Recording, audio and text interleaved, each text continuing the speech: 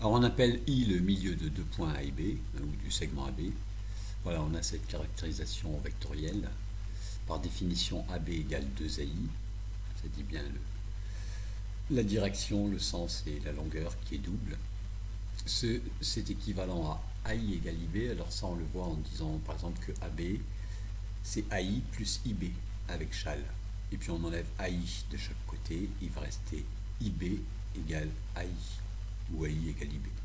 Et pour obtenir la dernière, AI égale IB, IA plus IB égale vecteur nul. Par exemple, vous faites passer AI à droite, il devient IA. Ça fera vecteur nul égale IB plus IA. Alors avec n'importe laquelle de ces formules, on redémontre facilement ce qu'on avait vu. Alors ça, c'est évidemment si on est dans un repère. Bon, là je dessine un repère orthogonal, orthonormé même, mais c'est vrai dans n'importe quel repère. Vous pouvez redémontrer facilement ces deux formules-là, qu'on avait vues en géométrie.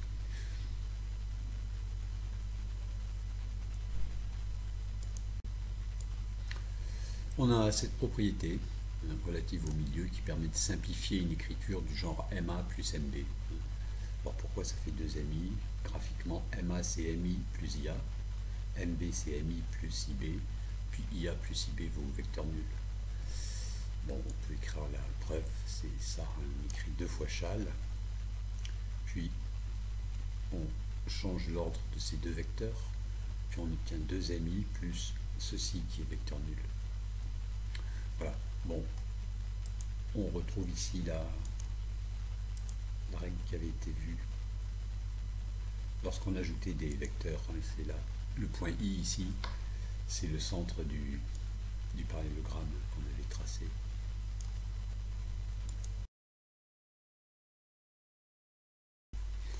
Alors on montre ce résultat de géométrie bien connu, qui dit que si on trace deux médianes dans un triangle, elles se coupent, on a un point souvent noté G, et alors si on trace la troisième médiane, elle passe aussi par ce point. Alors, je ne vais pas avoir besoin de ce segment. Voilà, alors nous on va partir d'un point G qui est situé aux 2/3 de cette médiane, c'est-à-dire voilà, donc je trace ici un point qui coupe aussi au tiers, ce qui veut dire qu'on a ce vecteur qui est égal à celui-ci et aussi à celui-là. Voilà, donc notre hypothèse c'est ceci. Le vecteur CG, c'est deux fois le vecteur GC'. Et on va montrer que le point G, il est aussi sur les autres médianes aux 2/3 en partant du sommet.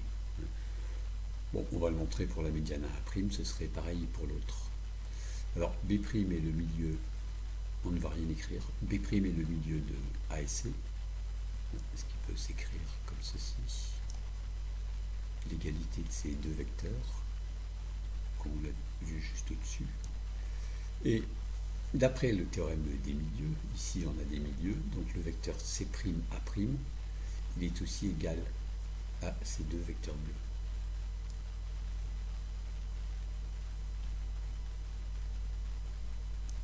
Et là, la conclusion est bien évidente. AG, c'est deux fois le vecteur GA'. Ben oui, AG, c'est 2 bleus plus 2 oranges. Et puis GA', c'est un bleu et un orange.